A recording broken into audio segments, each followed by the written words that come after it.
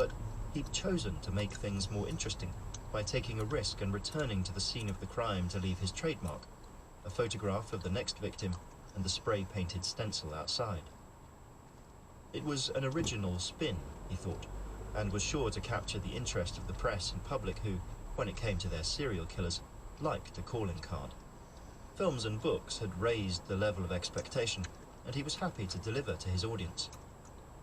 The race would always be on for the police to identify the next girl, in the hope that with each kill, Christopher would become a little more careless and leave a clue. So far, they had nothing to go on. His aim was always to return to their houses within 2 to 3 days to leave the photograph and stencil, and, as luck would have it, so far his victims had yet to be discovered by that point. He looked on his returning to the scene of the crime as a bonus, a chance to take one final look at his handiwork. Christopher turned the volume up on the MP3 player strapped to his arm and ran to the beat of his Spotify playlist. Adele was the next artist to shuffle on, and he wondered why all killers depicted in television dramas only ever listened to angry, shouty heavy metal music, in the same way that all fictitious black criminals only ever listened to rap. Nobody ever killed or robbed a bank to the sounds of Rihanna or Justin Bieber.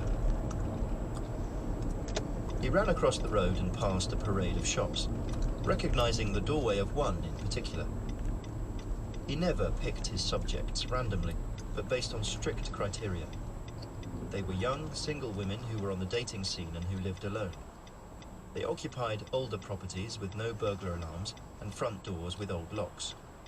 They all lived a distance from their families, and London being so large and anonymous, they didn't know their neighbours. It would always take a day or so before a person's absence was noted by a friend or work colleague and eventually reported to police. He looked at the doorway and remembered the Lithuanian girl who lived there. He'd chatted to her online a few times and she'd made his long list. Then he'd discovered she was advertising for a flatmate.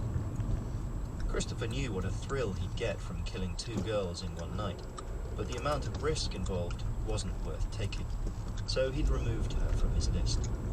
She'd never know how lucky she was. Laying the blame for multiple killings at the door of a man with psychopathic tendencies was about the only thing the experts in the media had been correct about. His diagnosis wasn't news to Christopher.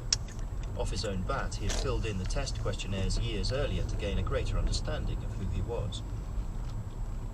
Psycho was a term first given to him during his school days, following the purposefully overzealous rugby tackle that broke